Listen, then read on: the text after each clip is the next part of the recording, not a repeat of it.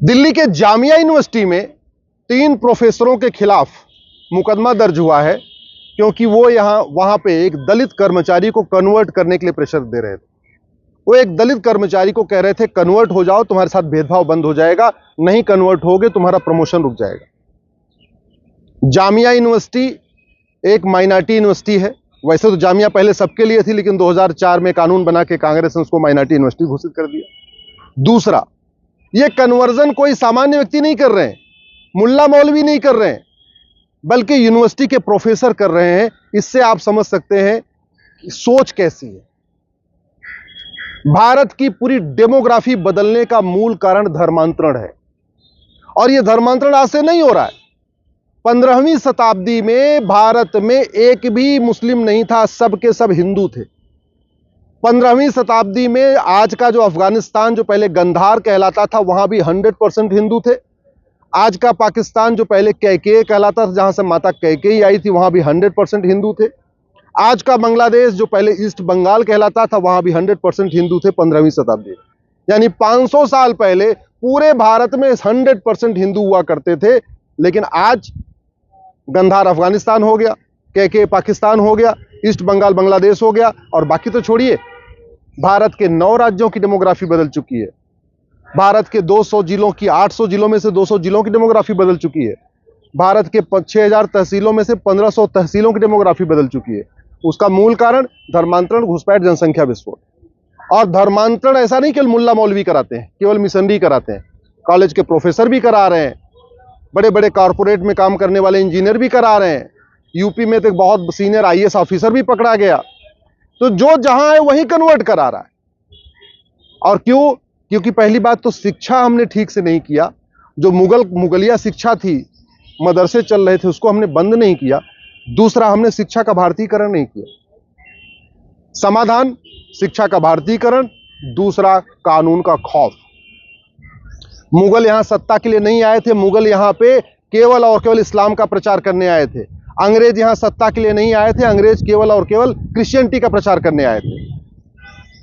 यह धर्मांतरण हमारी राष्ट्र की सुरक्षा के लिए खतरा है। राष्ट्र की सुरक्षा के लिए जो खतरा होता है, उससे निपटने के लिए हमारे पास कानून है, NSA, नेशनल सिक्योरिटी एक्ट। लेकिन पुलिस लगा नहीं रही है, क्योंकि हमने नेशनल सिक्योरिटी एक्ट में कन्वर्जन को शामिल नहीं किया। हमने नेशनल सिक्योरिटी के लिए क्या क्या खतरे हैं उसको डिफाइन नहीं किया। धर्मांतरण देश की एकता अखंडता के लिए खतरा है। जिन 9 राज्यों में हिंदू खत्म हो चुके हैं, 1500 तहसीलों में खत्म हो चुके हैं, 9 राज्यों में 200 जिलों में खत्म हो चुके हैं, वहां एकता अखंडता खत्म हो चुकी है, भाईचारा खत्म हो चुका है, संविधान काम नहीं करता, लोकतंत्र वहां खत्म हो चुका है। इसके बावजूद हमने UAPA नहीं लगाया आज तक किसी भी धर्मांतरण कराने वाले मिशनरी और जिहादी पे। क्यों? क्योंकि हमने UAPA में जो देश की एकता अखंडता के लिए खतरा है, वो हम कहीं डिफाइन ही नहीं किया कि धर्मांतरण देश की एकता अखंडता के लिए खतरा है। धर्मांतरण एक वेजिंग वॉर है। अल्टीमेटली भारत की डेमोग्राफी बदलने के लिए तो यहां पे मुगल आए थे, भारत की डेमोग्राफी बदलने के लिए यहां पे अंग्रेज आए। ये इनडायरेक्ट वॉर है, लेकिन वेजिंग वॉर की धारा भी है। पहले इंडियन पिनल कोड में भी थी, आज की डेट में जो भारतीय न्याय संहिता आई उसमें भी वेजिंग वॉर है। लेकिन वेजिंग वॉर क्या होता है, वेजिंग वॉर किसको माना जाएगा, धर्मांतरण वेजिंग वॉर है कि नहीं है, ये हमने उसमें डिफाइन नहीं किया। इसलिए पूरे देश में कोई भी पुलिस वेजिंग वॉर की धारा नहीं लगा रही कन्वर्जन कराने वाले मिशनरी और जिहादियों को। धर्मांतरण एक ऑर्गेनाइज क्राइम है, कई लोग मिलकर करते हैं, संगठित अपराध है। कोई उनको लिटरेचर देता है, कोई उनको डायरेक्शन देता है, कोई उनको पैसा देता है, सब कुछ अलग अलग करते हैं। इसके बाद भी हम गैंगस एक्ट नहीं लगा रहे, गुजकोका नहीं लगा रहे, मकोका नहीं लगा रहे। सबसे बड़ा देशद्रोह है धर्मांतरण। भारत के लोगों को, हिंदुओं को, जो वसुधैव कुटुंबकम को मानते हैं, नारी तू नारायणी को मानते हैं, संविधान को मानते हैं, समता समानता समरसता को मानते हैं, उनको ऐसे विदेशी रिलीजन में कन्वर्ट कर देना जो सबको एक समान मानता ही नहीं, जो महिला पुरुष को समान नहीं मानता, जो सभी इंसान को समान नहीं मानता, जहां पे बोलने की आजादी नहीं है, सोचने की आजादी नहीं है, तर्क करने की आजादी नहीं है, न इक्वलिटी, न जस्टिस, न लिबर्टी, न फ्रेटर्निटी, न यूनिटी, न नेशनल इंटीग्रेशन, जहां पे राष्ट्र प्रथम का कोई कॉन्सेप्ट नहीं है, ऐसे रिलीजन में कन्वर्ट करना सबसे बड़ा देशद्रोह है। और देशद्रोह की धारा है, नई वाली भारतीय न्याय संहिता में भी है। लेकिन देशद्रोह क्या होता है हमने उसमें डिफाइन नहीं किया, इसलिए धर्मांतरण कराने वाले मिशनरी और जिहादियों के ऊपर देशद्रोह की धारा नहीं लग रही। इसीलिए धर्मांतरण चल रहा है। धर्मांतरण तब रुकेगा ना जब कानून का खौफ होगा।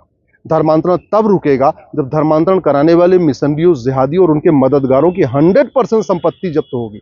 उनकी सिटीजनशिप खत्म होगी, नागरिकता खत्म होगी, आजीवन कारावास फांसी दिया जाएगा, तब धर्मांतरण रुकेगा।